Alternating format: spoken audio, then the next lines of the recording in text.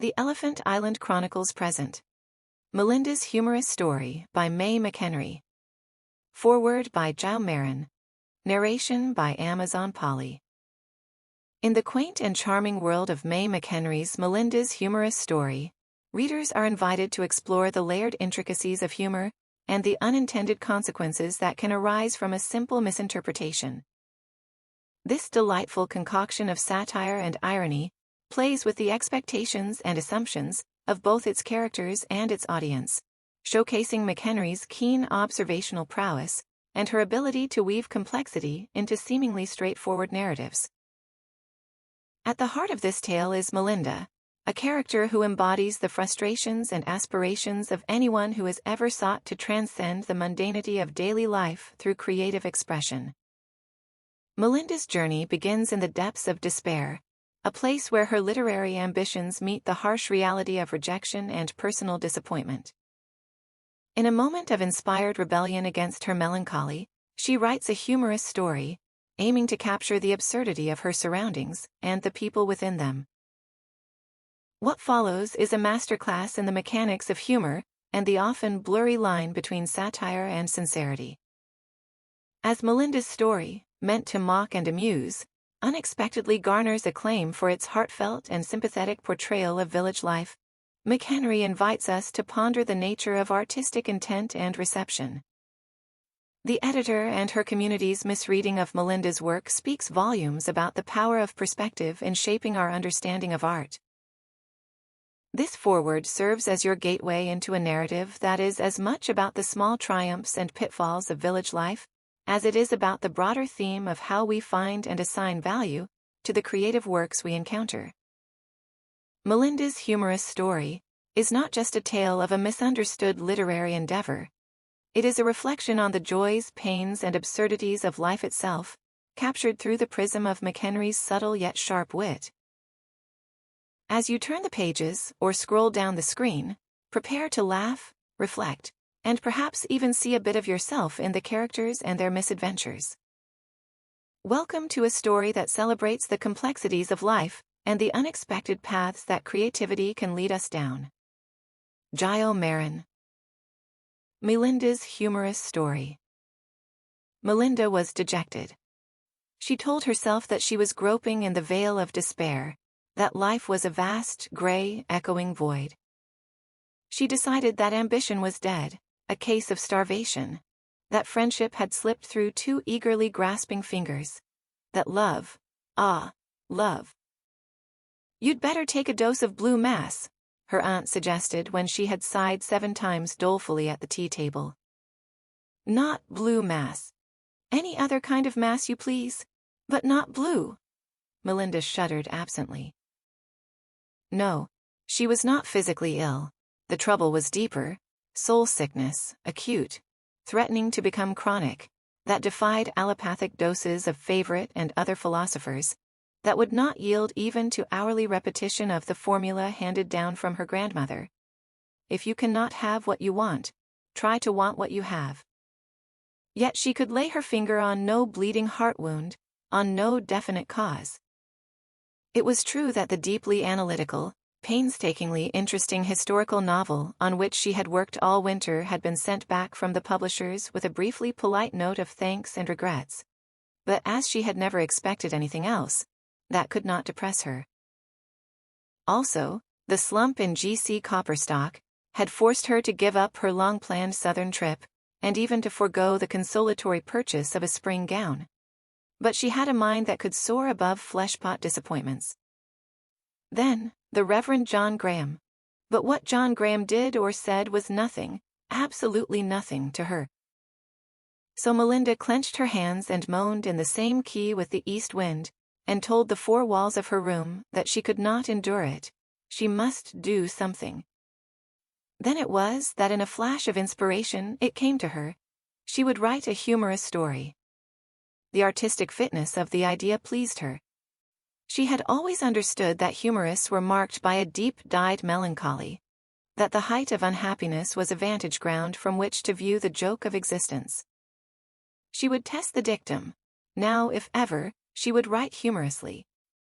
The material was at hand, seething and crowding in her mind, in fact.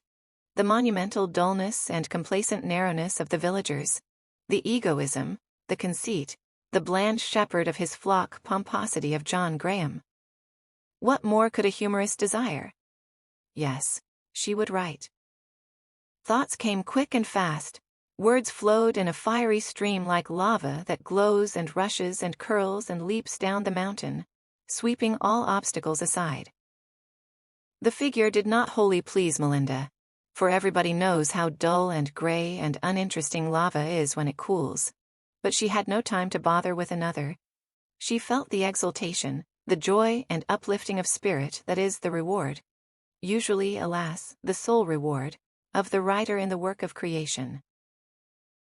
Then, before the lava had time to cool, she sent the story to the first magazine on her list with a name beginning with A.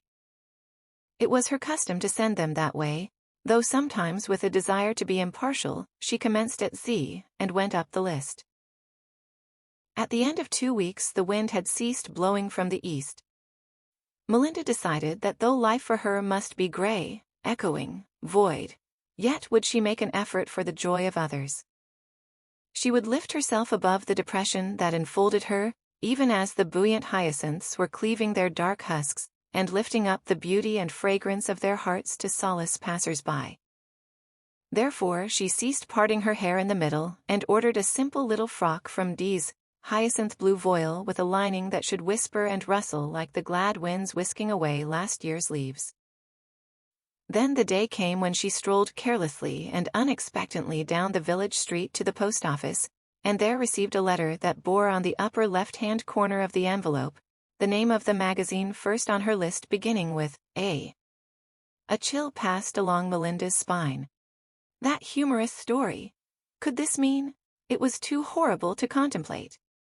She took a shortcut through the orchard, and as she walked she tore off a corner and peeped into the envelope.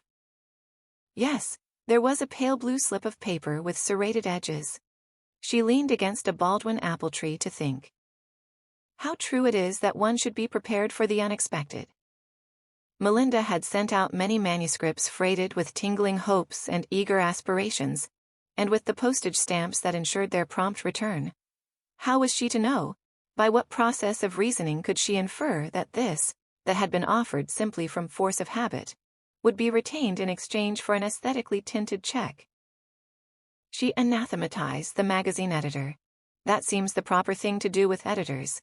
She wanted to know what business he had to keep that story after having led her to believe that it was his unbreakable custom to send them back.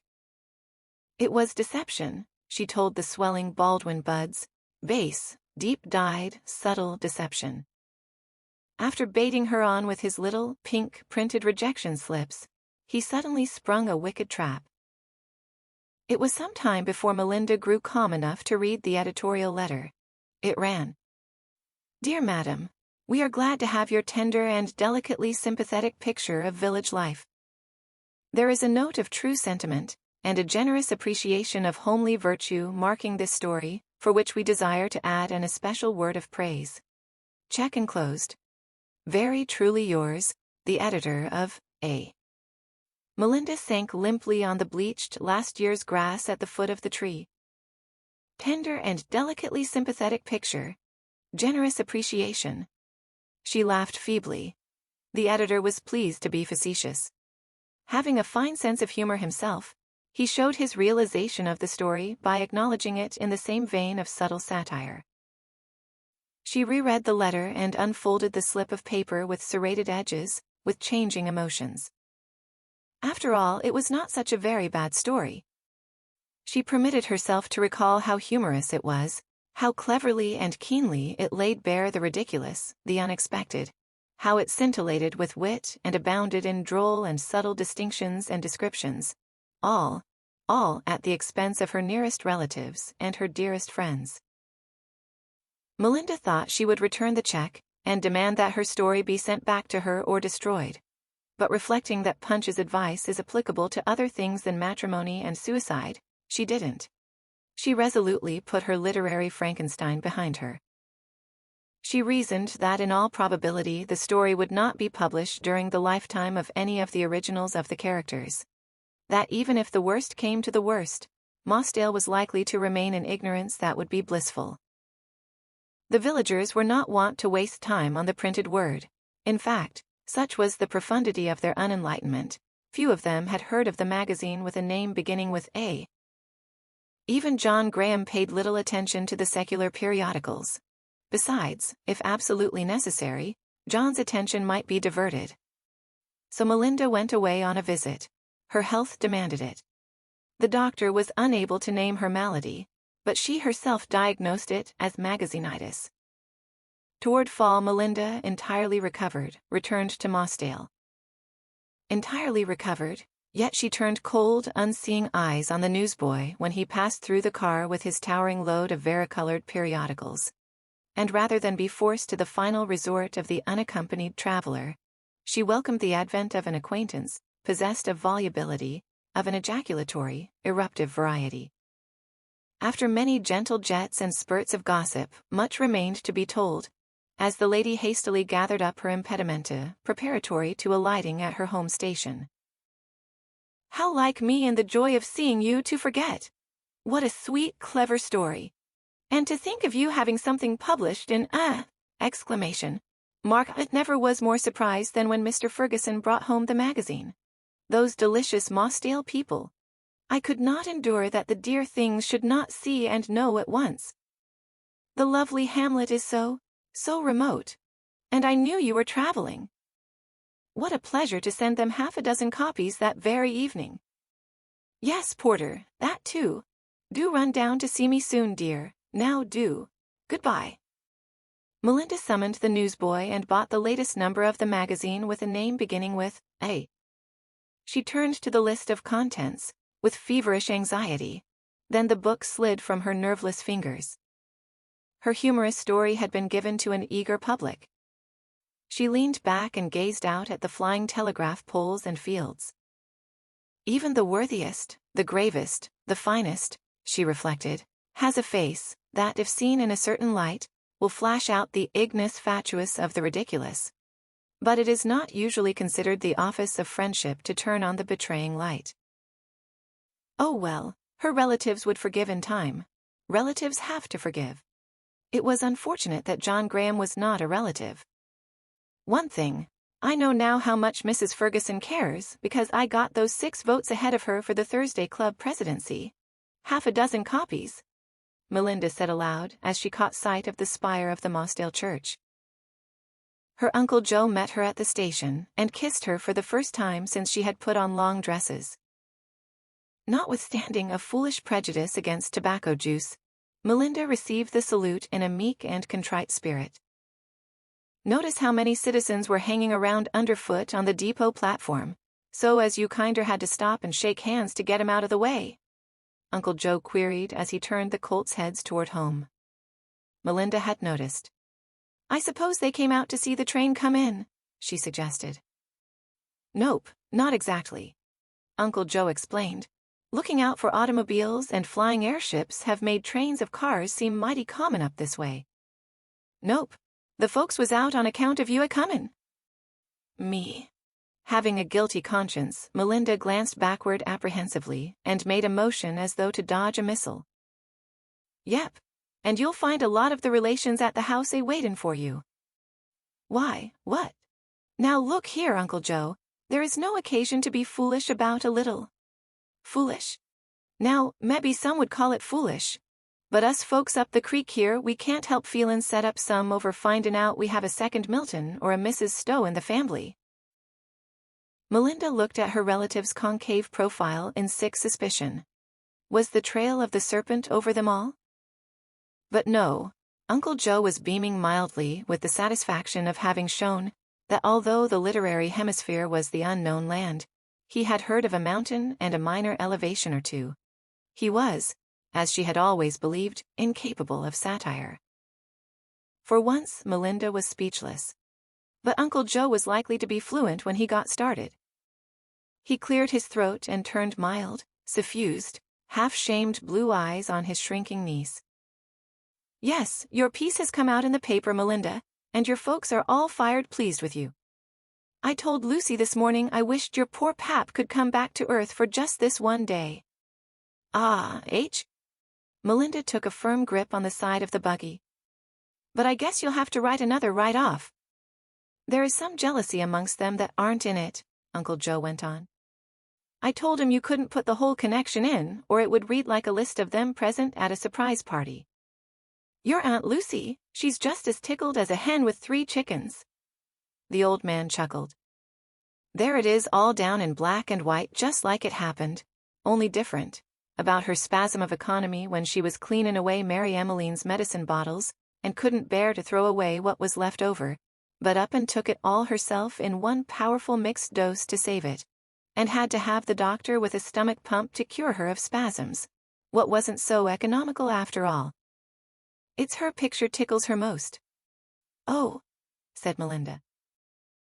Yes, you know the picture is as slim as a girl in her first pair of corsets a standin' on a chair, a reachin' bottles off a top shelf. And your Aunt Lucy's that hefty, she hain't stood on a chair for 10 years, for fear 'twould break down. And she's had to trust the top shelf to the hired girl. I guess when she goes to heaven, she'll want to stop on the way up and fix that top shelf to suit her. So she just sits and looks at that picture and smiles and smiles. She likes my whiskers too. Yes, she's always wanted me to wear whiskers ever since we was married. But we never was a whiskery family, and they wouldn't seem to grow thicker than your Uncle Josh's corn when he planted it 1 grain to the hill. But there I am in the picture in the paper with real biblical whiskers reachin' to the bottom of my vest. Uncle Joe cleared his throat and glanced sideways at his niece again. I want to tell you, Melindy, that I am real obleeged to you for makin' me one of the main ones in the piece with a lot to say. Your Aunt Lucy says 'twas only right and proper, me bein' your nighest kin and you livin' with us. But I told her there was so many others that was smarter and more the story paper kind, that I thought it showed real good feelin' on your part. Yes, I did. Gup there, Ginger.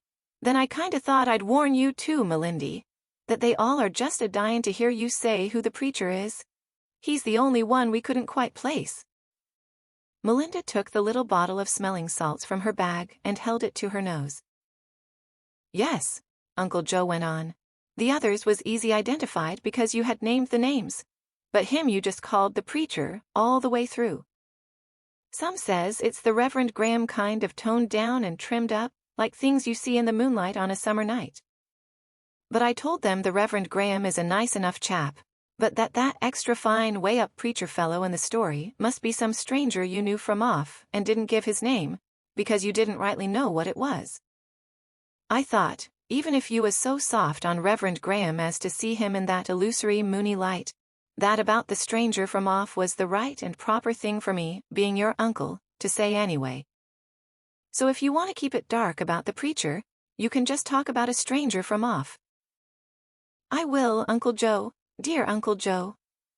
Melinda exclaimed gratefully as they stopped in front of the gate. Melinda greeted her relatives with a warmth and enthusiasm that embarrassed and made them suspicious. She was not usually so complacent, so solicitous for the health and progress of offspring. Above all, she was not usually so loath to talk about herself. She acted as though she had never written a story, yet 3 copies of it were spread open under her nose, one on the piano, one on the parlor table, one on the sideboard, all open at the passage about the preacher. The relatives retired in disgust. With the departure of the last one, Melinda seized a magazine and fled to the orchard. She would read that story herself. As she turned the leaves, she caught sight of a manly form carefully climbing the fence. She dropped the periodical and stood on it, gazing up pensively into the well-laden boughs of the Baldwin. The Reverend Graham took her hands in a strong ministerial squeeze. It is very good of you to come to see me so soon after my return, she faltered. Good, Melinda. Do you think I could help coming? He ejaculated. I cannot tell you. Words are inadequate to express what I feel, he went on. The deep gratitude, the humility, the wonder, the triumph, the determination, with God's aid, to live up to the high ideal you have set forth in your wonderful story. You have seen the latent qualities, the nobler potentialities. You have shown me to myself. Melinda. Do not think that I do not appreciate the difficulties of this hour for you. I know how your heart is shrinking, how your delicate maidenly modesty is up in arms, but Melinda, you know, dear Melinda. I am glad you understand me, John. Understand you? The Reverend Graham could restrain himself no longer. He swept her into his arms, appropriating his own. Melinda remained there quiescently leaning against his shoulder, because there seemed nothing else to do, also because it was a broad and comfortable shoulder against which to lean. I am done for, she reflected. Now I will never dare to confess that I was trying to be humorous. Then she reached up a hand and touched the preacher's face timidly. His cheek was wet. Why, John, she whispered. The end. From all of us here at the Elephant Island Chronicles, we hope you have enjoyed this classic short story by McHenry. Have a great day and stay curious.